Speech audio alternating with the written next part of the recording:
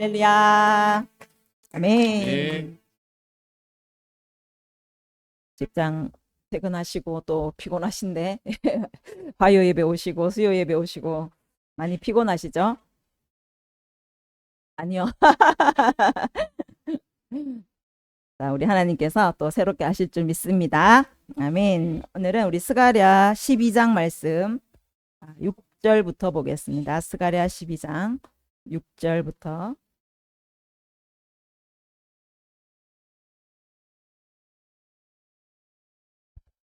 스가랴 12장 6절부터 우리 끝절까지 한 절씩 교대로 우리 교독하도록 하겠습니다. 그날에 내가 유다 지도자들을 나무 가운데에 화로 같게 하며 곡식단 사이에 횃불 같게 하리니 그들이 그 좌우에 에워싼 모든 민족들을 불사를 것이요 예루살렘 사람들은 다시 그 본 곳 예루살렘에 살게 되리라.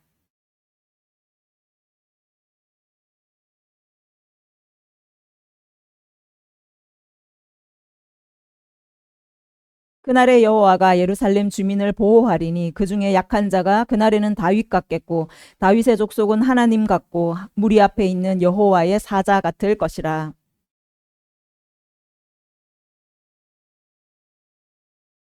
내가 다윗의 집과 예루살렘 주민에게 은총과 광고하는 심령을 부어주리니 그들이 그 찌른 바 그를 바라보고 그를 위하여 애통하기를 독자를 위하여 애통하듯 하며 그를 위하여 통곡하기를 장자를 위하여 통곡하듯 하리로다.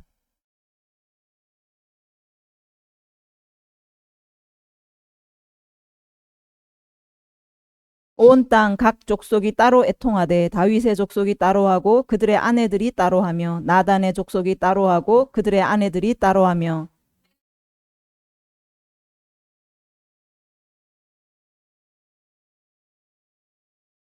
함께 읽겠습니다. 모든 남은 족속도 각기 따로 하고 그들의 아내들이 따로 하리라. 아멘. 자, 예수님이 이제 육신을 입고 이 땅에 오셨죠. 계시록의 그 7 인의 환상처럼 이제 첫 번째 그 흰 말 탄 그 환상처럼 이제 예수님께서 이기셨고 십자가에서 이미 이기셨고 또 이기려고 계속 복음이 전진하는 이제 마지막 시대가 시작이 되었습니다. 복음의 시대가 시작이 되었어요. 그렇게 이제 복음의 시대, 신약의 교회 시대가 시작이 되어서 오늘 우리가 살고 있는 이 2000년 역사 가운데 복음의 말은 계속 달려가고 있어요. 그런데 지난주에 우리가 봤지만 이기고 또 이기려고 달려가는데 이 교회를 이 악한 세력들이 에워싸고 그 무리들이 그것을 치려고 모여드는 그런 모습을 우리가 보았습니다. 그래서 이 신약의 교회 시대는 그 교회를 무너뜨리려고 하는 그 악한 세력들이 있어서 항상 우리 안에 전쟁이 있다. 교회 안에는 항상 이 영적 전쟁이 있고 고난이 있다라고 말씀을 하고 계세요. 그래서 정말 이 전쟁 가운데 우리는 늘 놓여 있지만 하나님께서 교회를 붙잡으시고 하나님께서 성도의 삶을 붙들고 계시기 때문에 예수님께서 십자가에 승리하신 것처럼 교회도 고난 가운데서도 승리하고 또 이기면서 나아가는 것이 교회인 줄 믿습니다. 그래서 교회는 평안하고 또 안위를 얻는 그런 곳이 아니라 날마다 치려고 모여드는 그 악한 세력들과 전쟁하고 또 싸워서 이기는 것이 바로 교회이고 또 그것을 통해서 하나님의 나라를 계속 세워가고 확장시키는 것이 바로 교회인 것이죠. 그래서 이것은 우리가 하는 것처럼 보이지만 하나님께서 만군의 여호와 그 하나님으로 말미암아 힘을 얻었다. 그러니까 하나님의 힘으로 교회가 싸워서 나아간다라는 거예요. 오직 하나님이 힘 주시기에 교회는 이 전쟁을 감당할 수 있고 그 전쟁을 통해서 계속 하나님의 나라를 세우는 이 사명을 감당할 수 있게 하신다라고 말씀하고 계십니다. 아멘. 하나님께서 우리에게 힘 주실 줄 믿습니다. 아멘. 그런데 이 교회 하나님께서 붙드시기 때문에 악한 세력들이 치려고 오지만 공격의 대상이 되지만 이 교회는 취하는 잔이 돼요. 또 무거운 돌이 돼요. 그래서 이 교회들을 공격하면 할수록 성도들을 공격하고 건드리면 건드릴수록 오히려 자신들이 해를 받게 되는. 그래서 취하는 잔, 자기도 모르게 막 계속 술이 취해서 나중에는 그 인생이 패망하게 되는, 또 무거운 돌을 막 억지로 돌았더니 그 돌에 자기가 상하게 되는 이런 일들이 일어나게 되더라는 것이죠. 그러니까 하나님께서 교회를 지금 지키시고 계신 거예요. 붙잡고 계신 거예요. 그래서 교회는 결코 무너지지 않습니다. 예, 하나님이 붙잡고 계세요. 그래서 끝까지 하나님의 사명을 감당할 수 있도록 그렇게 보호하고 계시다라는 거예요. 그럼 오늘 6절에 보면 그날에 유다 지도자들을 나무 가운데 화로 같게 하겠다. 또 곡식단 사이에 횃불 같게 하리니 그 에워싼 모든 민족을 불사를 것이다. 라고 말해요. 그러니까 취하는 잔, 또 무거운 돌이 되게 하셔서 붙잡아 주시는 것처럼 오늘도 이어서 그날에 하나님께서 유다 지도자들을 나무 가운데 화로 같게, 또 곡식단 사이에 횃불 같게 하시는, 그래서 에워싸는 무리들을 불태워버리는 이런 일들을 하시겠다라는 거예요. 그래서 교회가 불이 되는 거예요. 성도가 횃불이 되는 것입니다. 아멘. 그래서 이 불에 가까이 오면 올수록 어떻게 돼요? 불에 타버리는 거예요. 그래서 교회를 치려고 모여들고 성도를 공격하려고 모여들었더니 가까이 왔더니 나무에 불이 붙는 것처럼, 곡식단이 횃불에 타는 것처럼 그들이 타버리게 된다라는 거예요. 할렐루야. 아멘. 그래서 정말 이런 은혜가 우리 가운데 있기를 원합니다. 아멘. 그래서 취하는 잔이 되게 하셔서 하나님이 교회를 승리케 하시고, 또 무거운 돌이 되게 하셔서 교회를 이기게 하시고, 또 횃불이 불이 되게 하셔서 또 승리하게 하시는 놀라운 하나님이신 것을 여러분 믿으시기를 바랍니다. 아멘. 하나님이 불이세요. 그래서 불이신 하나님이 우리 안에 오셨습니다. 그러면 우리 안에 하나님의 불이 타고 있습니다. 아멘. 그 불을 여러분 더 계속 기름을 부으셔서 더 활활 타오르게 하시기를 원합니다. 아멘. 그러면 여러분 안에 있는 불이 여러분을 공격하고 여러분을 에워싸려고 오는 어떤 악한 것들이 있을 때 그들이 오히려 나 안에 있는 그 불 때문에 그들이 태워지는 놀라운 은혜가 있게 될 줄 믿습니다. 아멘. 그래서 그들이 그 본 곳 예루살렘에 살게 되리라. 이 성도들은, 교회들은 결코 이 하나님의 집, 하나님의 나라를 빼앗기지 않을 거라는 거예요. 아무리 악한 세력들이 공격해오고, 아무리 이 적들이 교회를 무너뜨리려고 계속 침범해 오지만 하나님께서 이렇게 불처럼 우리를 지키시기에 결코 우리는 하나님의 집을 빼앗기지 않는 거예요. 하나님의 나라를 빼앗기지 않는 거예요. 오히려 우리는 불이 되어서 이 악한 권세를 태워버리는 하나님의 집을 지키고 이 교회를 끝까지 지켜서 하나님의 사명을 감당하게 될 줄 믿습니다. 아멘. 그리고 여호와가 먼저 유다 장막을 구원하리니 이는 다윗의 집의 영광과 예루살렘 주민의 영광이 유다보다 더하지 못하게 하려 함이다. 이 유다와 예루살렘을 함께 구원할 것입니다. 하나님께서 함께 구원하실 건데 이 다윗의 집의 영광, 예루살렘 주민의 영광이 유다보다는 더하지 못하다라고 말해요. 이것은 이스라엘의 그 지역적인 조건을 한번 보시면 이해가 되는데 예루살렘은 이스라엘의 수도예요. 그래서 예루살렘은 성벽으로 둘러쳐져 있고 또 방비가 잘 되어 있어요. 그런데 이 성 주변에 있는 변두리는 바로 유다 땅이에요. 이 유다 촌락은 예루살렘보다는 상대적으로 취약해요. 왜? 성벽이 없어요. 그래서 항상 위험에 노출되어 있어요. 그래서 주변국들이 이제 만약에 이스라엘을 침공해 오잖아요. 그러면 가장 먼저 그 피해를 입는 곳이 바로 이 유다 지방들인 거예요. 유다의 촌락들인 거예요. 그러면 이제 적군이 침범해 왔어요. 그럼 유다의 지도자들은 어떻게 하겠어요? 이스라엘 지도자들은 이 유다들은 포기해버리는 거예요. 일찌감치 포기해버리고 예루살렘 그 도성을 끝까지 사수하려고 애를 쓰게 되겠죠. 그래서 전쟁이 날 때마다 항상 피해를 본 지역이 바로 유다 지역이고 항상 소외되고 힘든 삶을 살았던 지역이 바로 유다 촌락들인 거예요. 그래서 지금 하나님께서 말씀하시는 것은 하나님의 이 백성들이 있는데 가장 특권을 누렸던 다윗의 집, 그 다윗의 혈통을 통하여 예수님이 태어나셨잖아요. 그 가문이 굉장히 중요했습니다. 그래서 하나님은 다윗의 가문을 붙잡아 주셨어요. 그리고 그 도성 예루살렘 성전 중심으로 이 이스라엘 민족이 존재했기 때문에 이 구약 시대 하나님의 언약 백성인 이스라엘 민족은 예루살렘 성전 중심으로 이어져 왔어요. 하나님의 사명을 감당하기 위해서 이스라엘 민족을 선택하셨어요. 왜? 그 여자의 후손이 오셔야 되기 때문에. 창세기 3장 15절의 그 원시 복음, 그것을 하나님은 성취하시기 위해서 여자의 후손을 오시게 하기 위해서 그 여자가 되는 구약의 교회, 즉 이스라엘 민족을 선택하시고 끝까지 붙잡아 주셨던 거예요. 그래서 예루살렘을 지키시고 다윗의 집을 붙잡아 주셨어요. 그런데 하나님께서는 이제 예수님이 이 땅에 오셨잖아요. 여자의 후손이 이 땅에 왔습니다. 그러면 구약의 교회인 이스라엘은 그 사명을 감당했어요. 잘 감당했습니다. 그래서 예수님이 이 땅에 오셨어요. 그러면 이제 구약의 교회의 역할을 끝나고 이제 신약의 교회로 하나님의 사명이 넘어가는 거예요.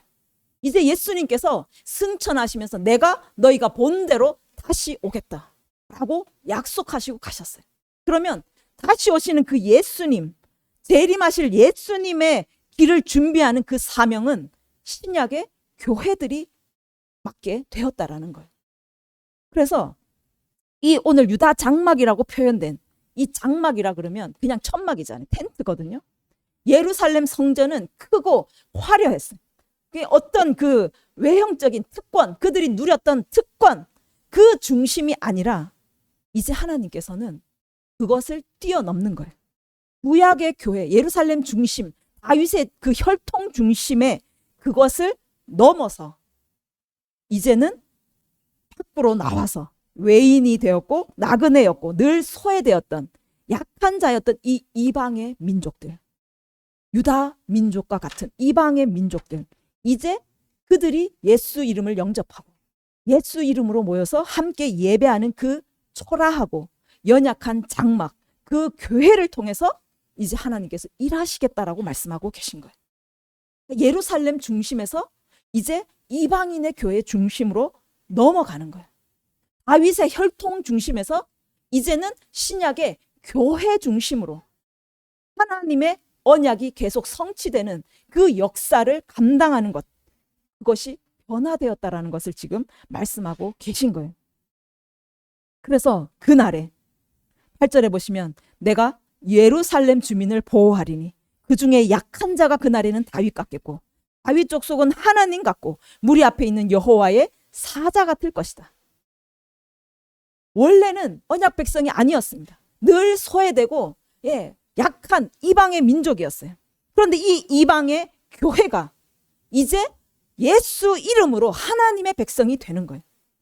하나님의 도성 예루살렘이 되는 그날에 하나님께서 그 약한 교회들을 지키시고 힘 주실 것인데 그날에는 약한 자가 다윗 같을 것이다.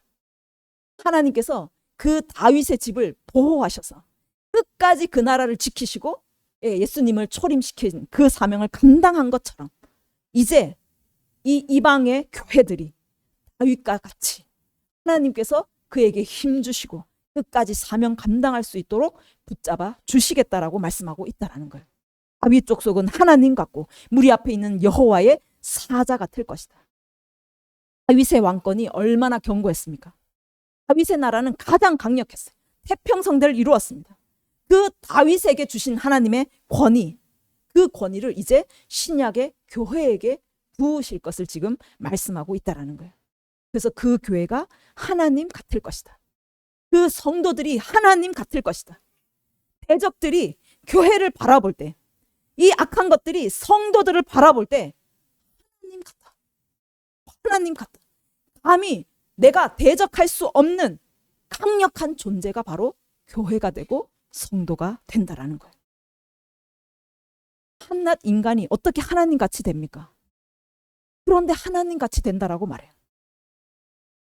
하나님께서 창세기 1장 27절에 가면 하나님께서 자기 형상, 곧 하나님의 형상대로 사람을 창조하셨다고 해요. 하나님의 완전한 형상으로 아담을 창조하셨어요. 그리고 그의 코에 호흡을 불어넣으셨어요. 루아흐, 하나님의 영을 불어 넣으시면서 너는 땅에 생육하고 번성하고 충만하라, 정복하라, 다스리라. 하나님의 모든 통치를 아담에게 주셨습니다. 아담은 땅에 있는 하나님이 되었어요. 하나님 같이 되었어요. 모든 권세가 아담에게 있었습니다.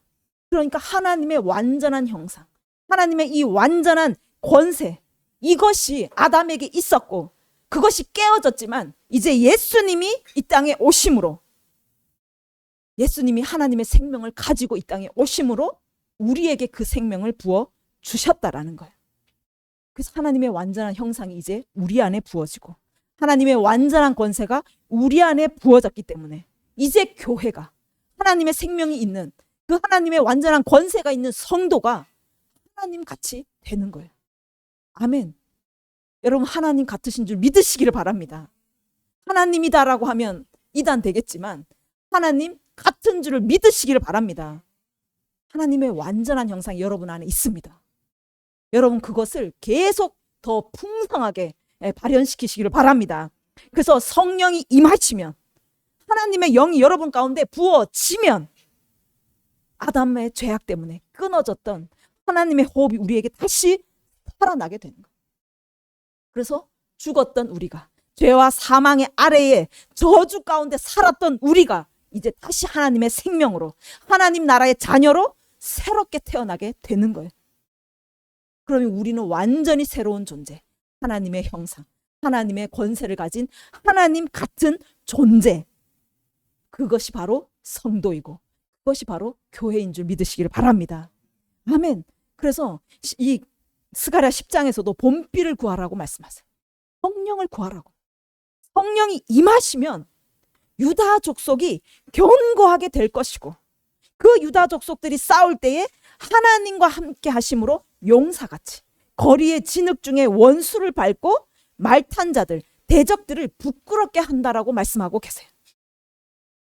성령이 임하시면 이 연약해 빠지고 소외되고 늘 피해만 받았던 이 유다 족속이 견고하게 되어서 하나님 같이 되어서 그가 진흙 중에 원수를 밟고 우리를 향해서 공격해오는 그 말탄 자들, 대적들을 부끄럽게 하는 강력한 용사로 일어나게 된다라고 말씀하고 계신 거예요.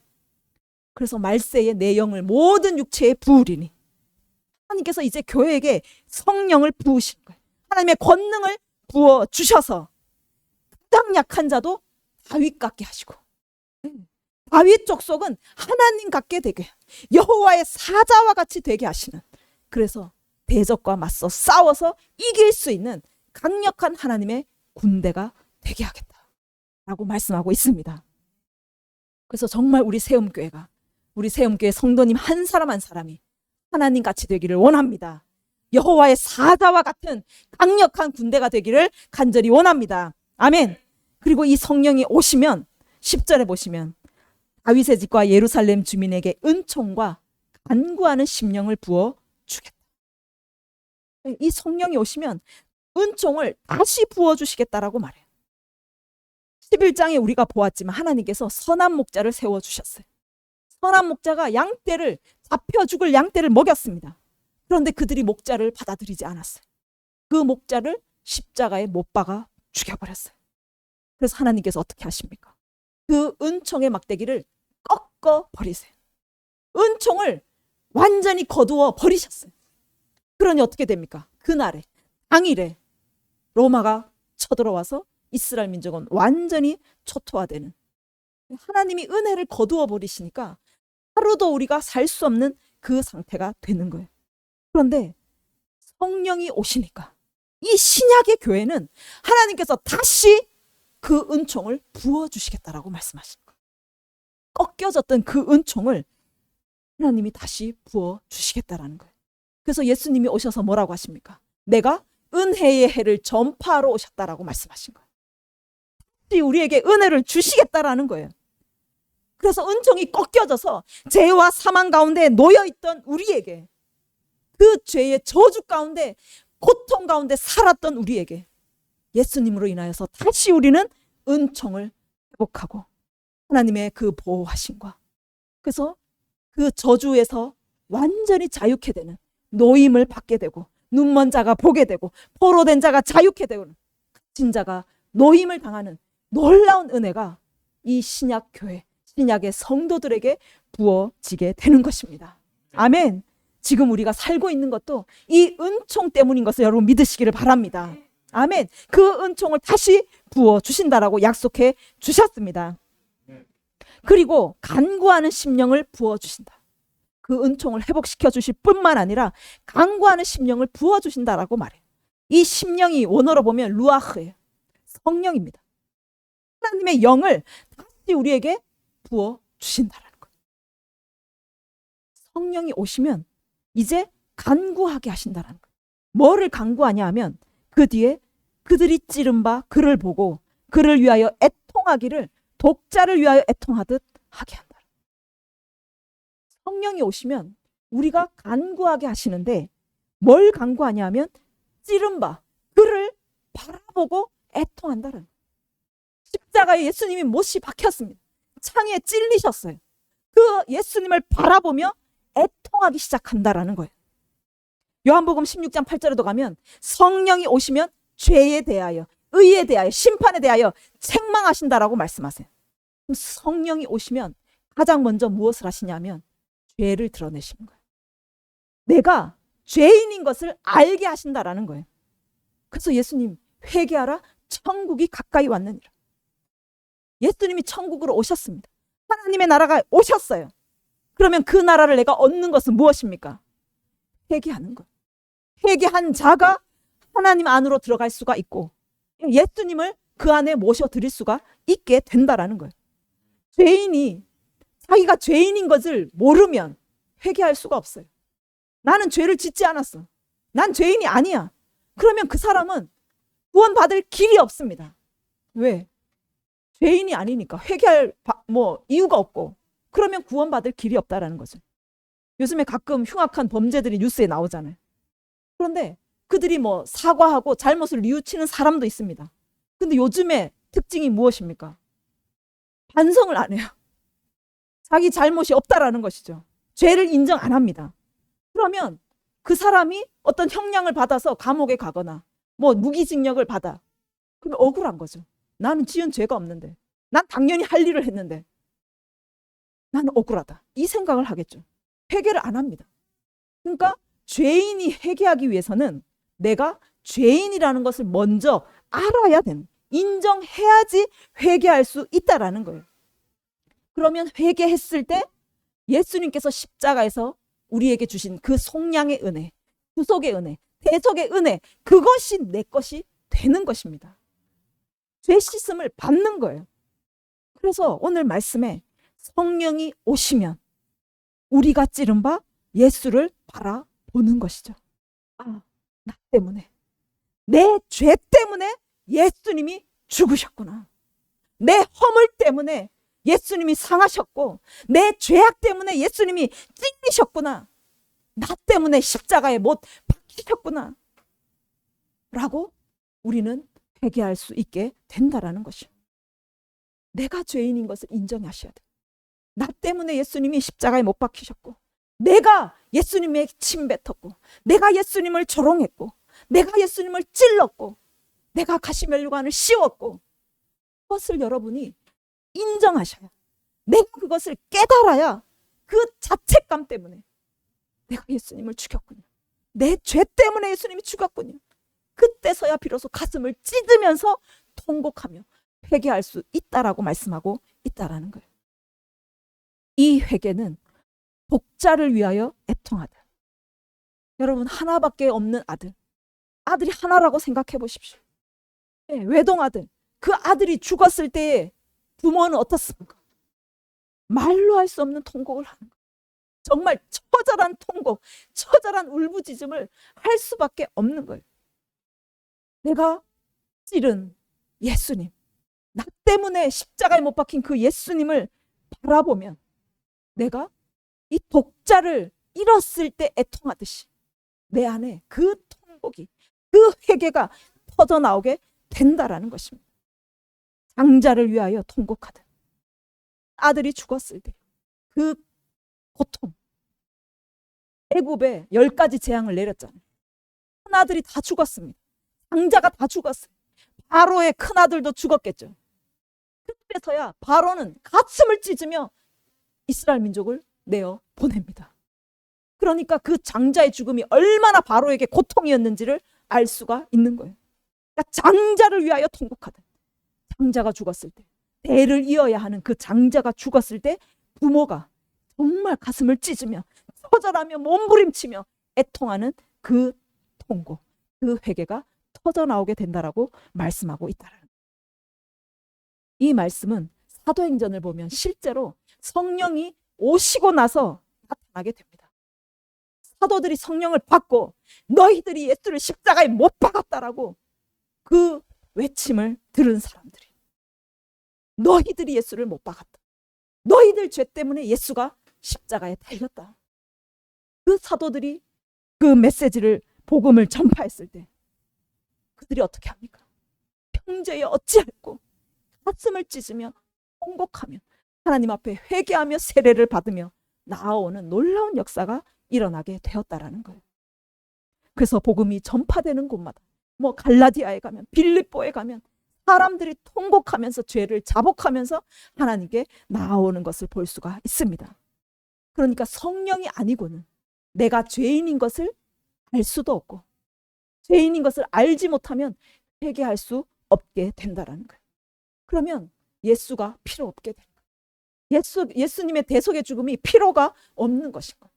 그래서 성령이 오실 때 우리는 죄를 깨달아 알 수 있고, 그래서 예수님을 바라보며 나 때문에 죽으신 그 예수님을 위하여 통곡하며 회개하며 주님 앞에 나아갈 수 있게 된다라고 말씀하고 있습니다. 그날에 11절에 보시면 예루살렘에 큰 애통이 있으리니 무깃도 골짜기 하다드림몬에 있던 애통과 같을 것이다. 예루살렘에 큰 애통이 있을 것이다. 큰 애통은 엄청나게 많은 회개의 운동이 일어날 것을 말해요. 그 복음이 증거되는 곳마다 성령이 임하셔서 죄인인 것을 깨닫게 하시고, 죄인인 것을 깨달을 때에 수많은 사람들이 애통하면서 내가 예수님을 십자가에 못 박았습니다. 내 죄 때문에 예수님이 죽으셨습니다. 그러면서 회개하며 주님 앞에 나아오는 수많은 하나님의 백성들이 일어나고, 그 회개가 일어나는 곳마다 하나님의 교회들이 엄청나게 크게 일어날 것을 지금 말씀하고 있다라는 거예요. 무깃도 골짜기에 하다드림몬에 있던 애통과 같을 것이다. 이 무깃도 골짜기에 애통이 언제 있었냐면 역대하 35장 22절에 가면 요시야 왕이 이 무깃도 골짜기에서 애굽과 싸우게 됩니다. 607년에 보면은 갈그미스 전투가 있었거든요. 이 아수르가 마지막 발악을 위해서 바벨론이 이제 신흥 제국으로 일어나고 있는데 전쟁을 이 갈그미스에서 합니다. 그래서 아수르와 바벨론이 전쟁이 붙었는데 애굽이 아수르를 도와주기 위해서 갈그미스로 가고 있었어요. 이제 이스라엘 땅을 지나가야 되는데 이 유다의 왕이 요시야, 엄청나게 종교 개혁을 했던 선한 왕이었어요. 그런데 이 갈그미스로 가기 위해서 애굽이 지나가는데 요시야가 애굽과 전쟁을 하려고 하는 거예요. 그래서 애굽 왕은 비켜라. 나는 너하고 싸우려는 게 아니다. 나는 지금 저 갈기미스로 가서 그 적군과 싸울 것이니까 가만히 있어라라고 해요. 그런데 요시야가 뒤로 물러나지 않아요. 그래서 애굽과 전쟁을 하게 됩니다. 그래서 그 전쟁에서 요시야가 화를 맞고 죽게 돼요. 그 곳이 바로 무깃도 골짜기, 이 하다드림몬이라고 추정을 하고 있어요. 정말 선한 왕으로서 엄청난 우상을 깨트리고 종교 개혁을 단행했던 이 요시야의 죽음 때문에 온 유다 사람들이 어마어마하게 슬퍼했어요. 예레미야 선지자도 그를 위해서 애가를 지었고, 모든 노래하는 남자들, 여자들은 요시야를 위해서 슬피 노래하면서 엄청나게 애가를 불렀다라고 말하고 있는 거예요. 그곳에 애통, 통곡, 너무나 선한 왕이, 너무나 큰 업적을 누렸던 그 왕이 죽음으로 인해서 이 유다 이 지역에 엄청난 통곡이 있었던 것이죠.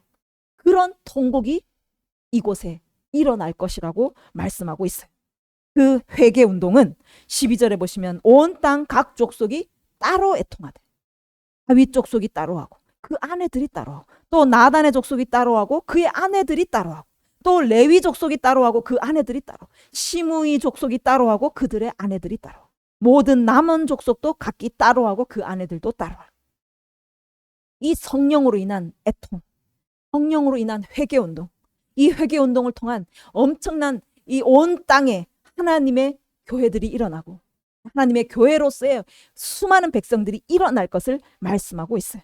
이 다윗 족속, 그리고 그 여성들이 또 따로 하고, 나단, 이 나단은 선지자가 아니고 다윗이 그 밧세바를 통하여 낳은 아들 중에 나단이 있습니다. 그러니까 다윗 족속과 나단의 족속은 똑같은 족속이에요.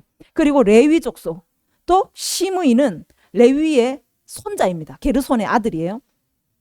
그러니까 다 레위 족속들이죠. 그러니까 다윗 족속과 레위 족속, 이들이 하나님 앞에 애통하며 나온다라는 거예요. 그러니까 한마디로 이걸 요약하면 왕의 혈통, 또 제사장의 혈통이에요. 그러니까 구약 시대로 보면 여왕의 혈통과 제사장의 혈통이에요.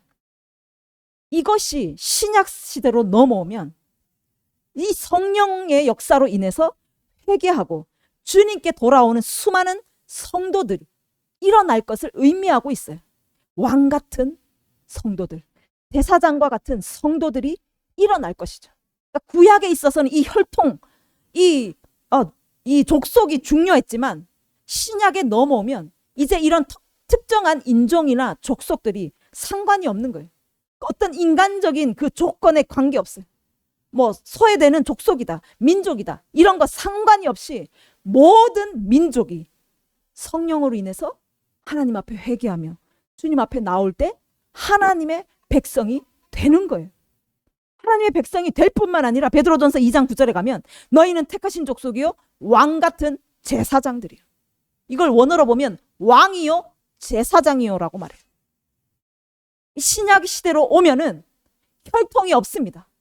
하나님의 영이 임한 자는 하나님의 백성이 되고 성도가 이제 왕이 되고 제사장이 되는, 하나님의 거룩한 나라가 되는 놀라운 은혜의 시대가 될 것을 말씀하고 있다라는 거예요.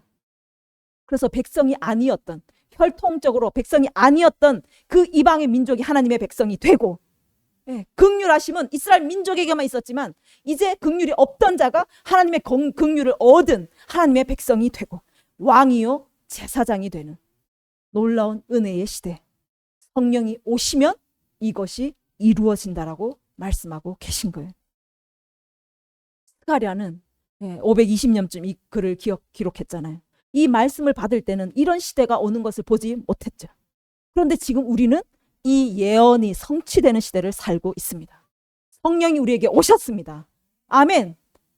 성령이 오셔서 그날에 우리에게 이루실 이것들이 이루어졌고 또 계속 이루어져 가고 있는 것을 여러분 믿으시기를 바랍니다. 1절에 보시면 12장 1절에 여호와 곧 하늘을 펴시며 땅의 터를 세우시며 사람 안에 심령을 지으시니가 이르시되, 하나님께서 이 예언을 스가랴에게 주시면서 이 예언을 지금 하고 있는 하나님, 여호와 하나님, 당신이 누구신지를 말씀하고 계세요.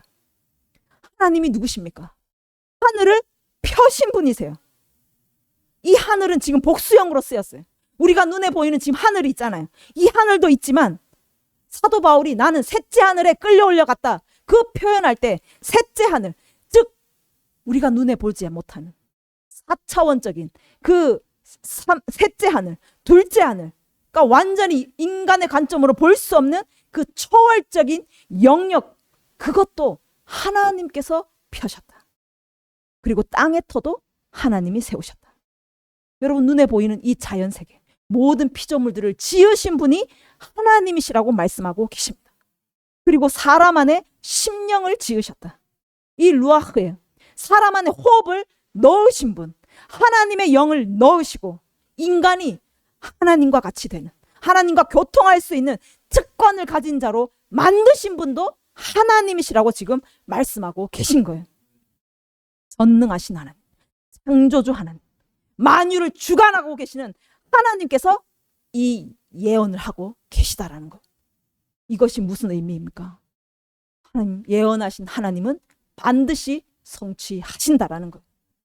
만유를 주관하신 하나님은 이것을 성취하실 수 있는 전능하신 하나님이라는 것을 말씀하고 계시다라는 거예요. 그래서 성령이 오셔서 하실 이 일들은 반드시 성취될 것이고, 우리는 그것을 눈으로 보았고 또 앞으로 계속 보게 될 줄 믿습니다. 아멘. 그래서 지금도 이 성령을 통해서 회개의 복음이 전파되고 있고, 그 복음을 들은 자들이 애통하며 하나님 앞에 회개하며 나아오는, 그래서 하나님의 백성들이 온 열방에 수없이 일어나는 것을 보고 있습니다. 그래서 그 교회들은, 하나님의 영이 임한 성도들은 결코 약하지 않아요. 예전과 같이 소외되고 정말 약하고 피해를 받던 그런 약한 자가 아니라, 지금 교회는, 지금 여러분 성도들은 다윗과 같고 하나님과 같고 여호와의 사자와 같다라고 말씀하고 계십니다. 아멘. 여러분 이것을 믿으시기를 바랍니다. 그래서 여러분을 강하게 하시는 이유가 무엇입니까? 하나님과 같은 자로 성령을 부으신 이유, 성령의 권능을 부으신 이유는 구약의 교회가 예수님을 이 땅에 오게 하신 것처럼 이제 권능을 받은 교회가, 권능을 받은 성도들이 이제 다시 오실 예수님, 그것을, 그 언약을 성취하는 사명을 주셨다라는 거예요. 하나님의 역사를 완성하는, 하나님의 나라를 완성하는 그 사명을 교회에게 주셨기 때문에 그 권능을 주신 거라고 말씀하고 계십니다. 그래서 우리 세움교회가 정말 이 성령의 권능으로 다윗과 같이 일어나기를 원합니다. 하나님과 같이, 여호와의 사자와 같이 강력한 군대로 일어나서 예수님이 오실 길을 준비하고 하나님의 나라의 그 완성에 함께 동참하고 동력하는 교회로 일어나기를 간절히 원합니다. 아멘. 이 시간 우리 함께 기도하겠습니다.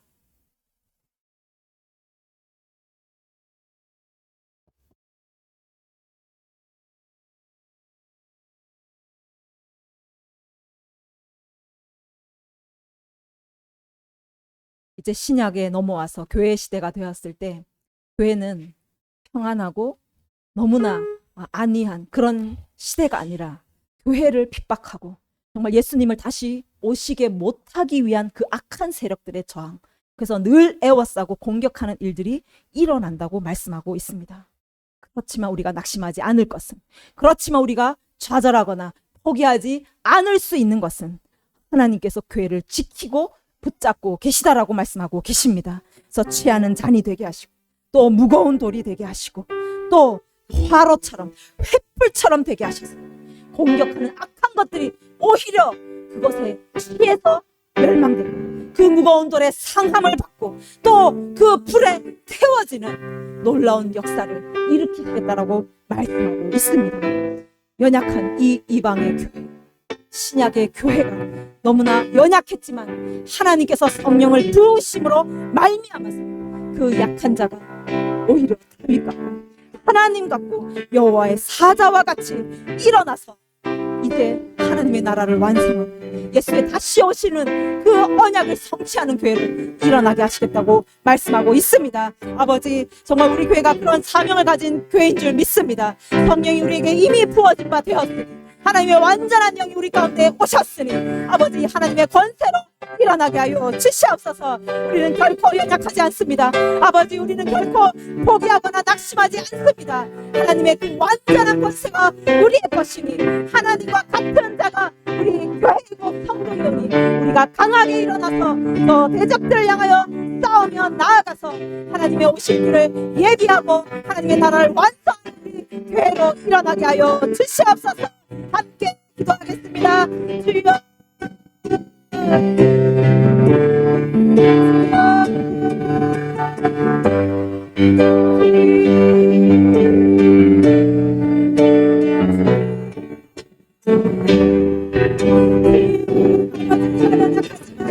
아버지, 그 가운데 그 약한 자에게 하나님을 하시고 밖에 되게 하시고 같이 되게 하셔서 주님 우리의 것입니다. 완전한 생명이 우리 것이오니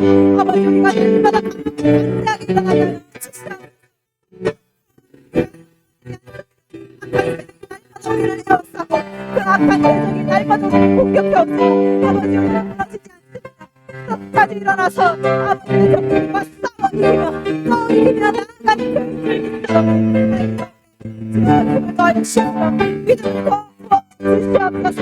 아버지 이분을 나아가서 하나님 아버지 교회에 맡긴 신약의 교회가 해야 할 주님의 그 언약의 성실을 아버지 우리가 감당하게 하여 주시옵소서. 우리 교회가 더 강한 군대로 일어나게 하여 주시옵소서. 더 강력한 하나님의 권세로 아버지 권능으로 일어나게 하셔서 아버지 이 교회에게 맡기신 주님의 그 사명을 감당하고 우리 아버지 이길 수 있는 그런 새로운 교회로 일어나게 하여 주시옵소서. 우리 성도들 한 사람은 날마다 승리하길 그렇게 아버지 주님의 영광스러운 재림을 볼 수 있고 맞이할 수 있는 우리 성도들의 삶이 되게 하여 주시옵소서. 감사합니다. 그렇게 가진 이름을 찬양합니다. 예수님의 이름으로 함께 기도드립니다.